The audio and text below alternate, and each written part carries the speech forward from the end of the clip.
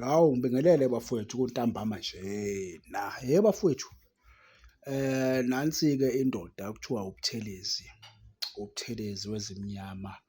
I-Orlando Pirates-ke hhayi simchithile umfana omdala, simchithile. Le ngwenya ineminyaka nje engicabanga ukuthi ewu-28 impela, ewu-28 impela. Umjida ngathi udlala nje amagemu awu-22. Ekudlaleni kwakhe amagemu awu-22-ke kubikwa ukuthi-ke ube nama-clean sheet awu-12. Engicabanga ukuthi akubhedi kakhulu. Kodwa engicabanga ukuthi-ke isizathu esenze nje ukuthi iBhakaniya imchithe noma naye avumelane neBhakaniya uma imchitha ukuthi i-game time akayitholi.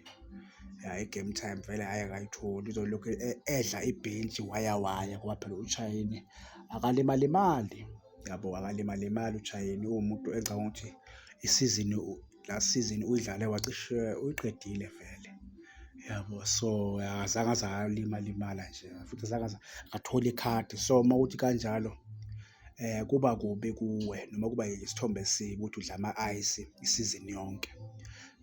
Mbhemu-ke sikufisela-ke okuhle lapho ozobe usuya khona Mbhemu, ngoba futhi ngiyacabanga i-team uzoyithola ngoba hhayi awubhedi kakhulu Mbhemu, awubhedi kakhulu, i-team nje uzoyithola. Ngoba nawu ama-team nje abuya ehlathini ayakhuphuka. Hhayi vele i-team nje uzoyithola, ngeke nje liphele nje neviki ungasayinwanga, umfana nje ovimbayo.